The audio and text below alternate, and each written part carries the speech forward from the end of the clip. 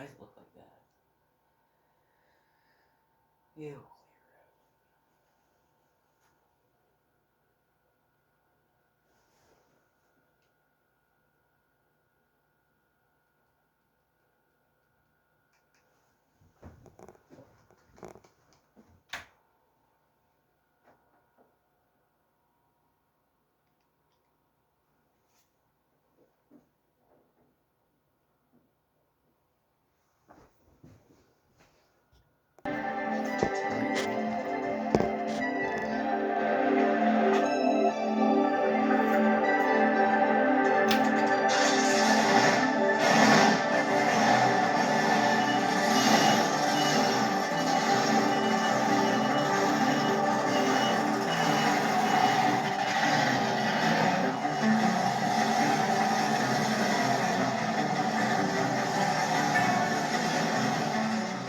Hi, everybody. I'm Mike Galloway, and I'm in St. Louis, Missouri, what's considered by most to be the birthplace of monster trucks.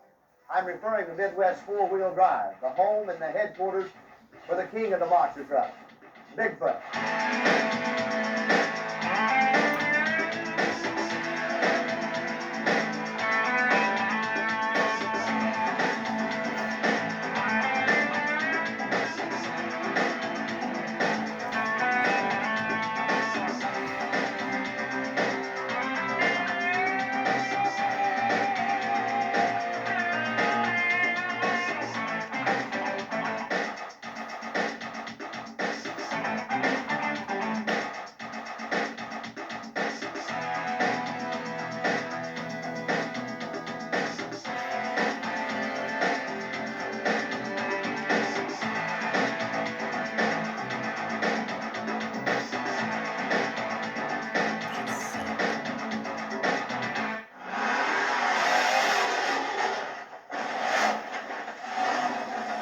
Over the past couple of years, I've had the chance to see all sorts of exciting monster truck competition.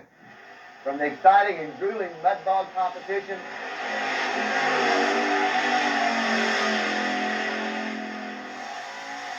to hill climbing,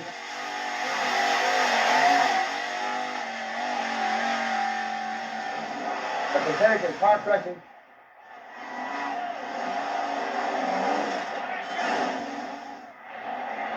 and now the most exciting event of all, monster truck racing.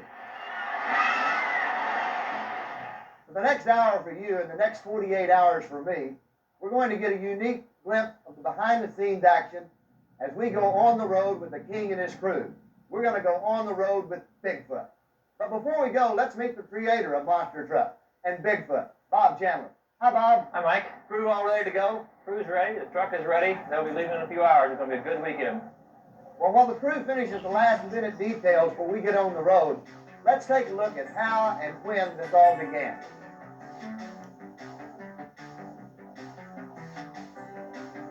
Back in 1974, Bob Chandler of St. Louis, Missouri, commandeered the family pickup truck and began using it to promote a new business venture, a company called Midwest Four-Wheel Drive and Performance Center. For a little added publicity, Bob and his wife Marilyn began traveling throughout Missouri and Illinois, attending different off-road events. They didn't make any money, but they had a lot of people starting to take notice. Eventually, promoters from around the country began booking Bob Chandler's Bigfoot as a side attraction to help fill the seats for other events. No car crushing or aerial maneuvers back then, just a little fancy footwork. That's how it began. One truck, one driver, Bob Chandler and his dream. That was then.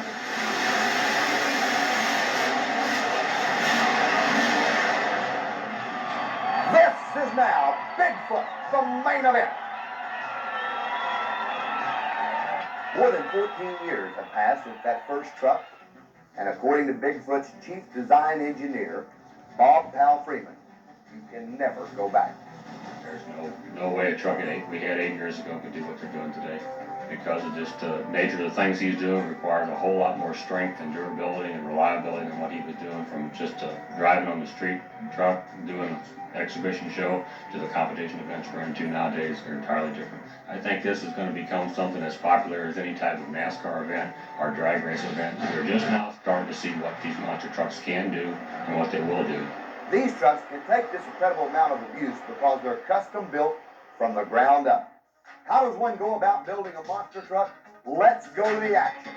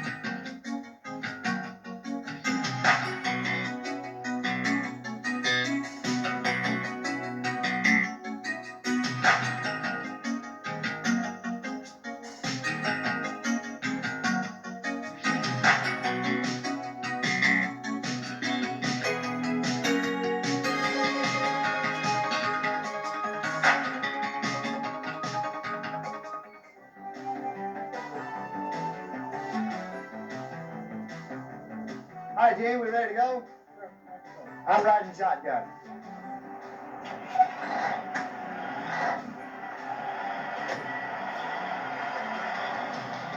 We're finally on our way. Heading out with Bigfoot to through the TNT's Monster Truck Challenge at the Coliseum in Roanoke, Virginia. This is the first event of this size in Roanoke, so the crowd should be ready. And from what we've heard about the Coliseum and the competition, it's going to be one very tough race. Jim, when you look at a monster truck, probably the most distinguishing thing about the vehicle, it says I'm a monster truck, it's got to be the giant tires. Where do these tires come from?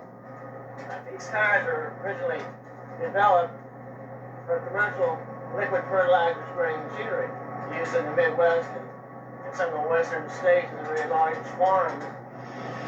Each tire can carry over 10,000 pounds. A monster truck only weighs 15,000, so one tire can almost support the weight of the whole truck. How long will a set of these tires last in competition? In competition or just general use, I have gotten as much as 2 years out of a set of tires, knock on wood, and I've also got as little as a month out of a brand new set. It really depends on how you hit the car. If you land on the car, it's wrong.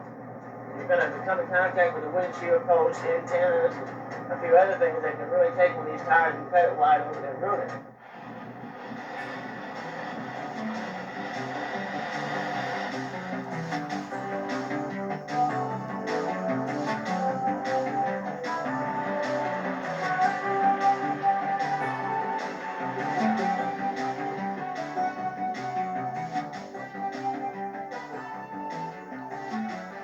You may be wondering about the colorful vehicle transporting Bigfoot the crew. Well, it's a big responsibility to be a Bigfoot crew member while on the road. You see, you can't drive a monster truck down the highway. They're not exactly considered street legal transportation. Hey, no, seen that. So in order to get Bigfoot from one place to the other and do it in a safe, clean, and convenient manner, the crew also drives and must care for a Ford custom-made LTL 9000, built and outfitted especially to haul Bigfoot. The 48-foot trailer not only accommodates the crew with sleeping quarters, kitchen, and bath, it also keeps Bigfoot safe and ready to roar when they reach their final destination. We've been on the road for a little while and decided it was time to top off the tank. Check over the rig, stretch your legs, and take a little break. Hey guys, it's only 3. Let's go have some coffee. Let's go park the truck in the back and we'll get a table. I'll see you guys inside. Okay, You buying? I guess. All right. There's anything else? I think this will do it. Oh. Thank you. You've got a family at home and youngsters in school, and what do they think of that daddy driving Bigfoot? I got a boy, he's 3. brainwashed. He loves the truck. He has to go to bed with one and has to wear the Bigfoot t-shirt most all the time. My daughter, she's 7, started school, and first few days of school, they just didn't believe her. Because one of the first things they had to do in school was stand up and tell about your family. What your daddy did, what your mom, does for a hobby. And she stood up and says, well, my daddy drives Bigfoot. And everybody went, boo-hoo, I don't believe you.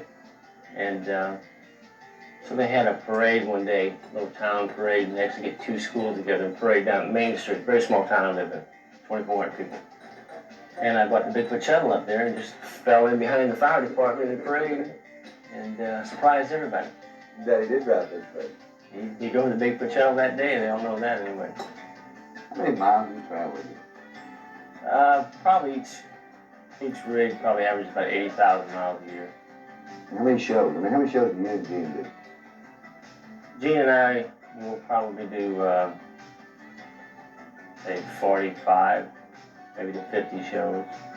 Some he'll do on his own, and others we'll do together, some of the bigger events.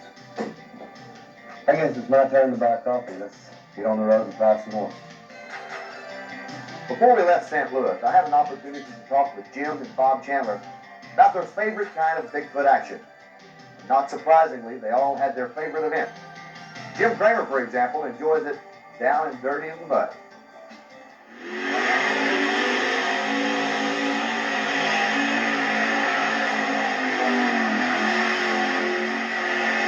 When I pull up to that line, what goes through my mind is hopefully I've got my engine tuned just as crisp as it can be, developing the most horsepower it can. Did I pick the right spot in that 40-foot area to launch from? Launch is all important in a mud run. Did I pick the bottom of the terrain in the pit? Did I pick the right spot to go through? Is the left front tire going to grab and throw me completely over to the right, almost out of the pit, be disqualified? A lot of those things are running through your mind. Perfect mud pit is one that you can hopefully make it through with and use all your truck. Make it, but use every ounce of power and every ounce of driving technique you have. I call that perfect pit.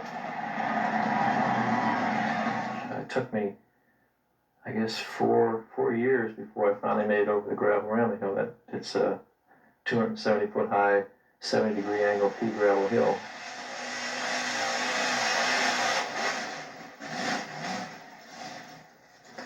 And at first they wouldn't even let me on it because the truck was too big. It would tear the hill up, as they said.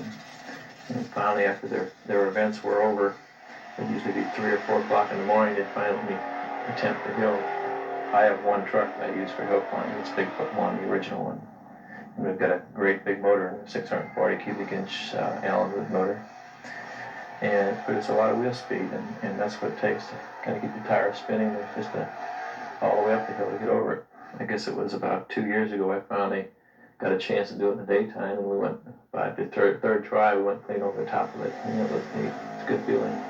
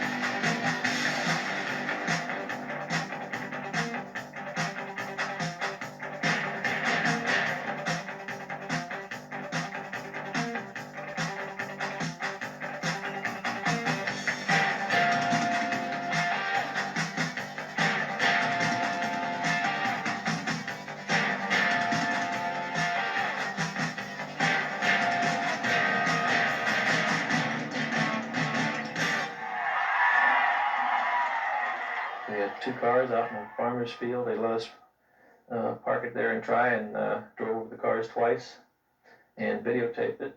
We used a videotape in our shop as a promo. You know, people come into the shop to see the videotape.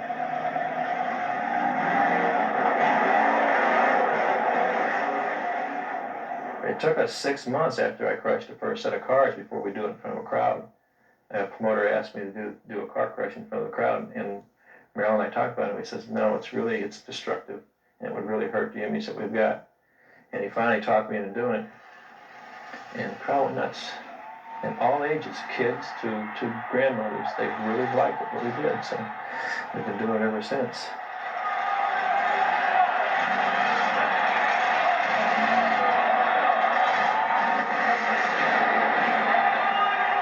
Things are completely different now. You know, when we first started this car crushing, it was you drove out onto the track and you crawled over the cars, and that was a big thing. Then it slowly progressed where you finally we did a wheel stand over the cars. Now, Jim Kramer, Rich Hooser, they're racing and they're jumping cars. They hit the first one and clear 7 of them.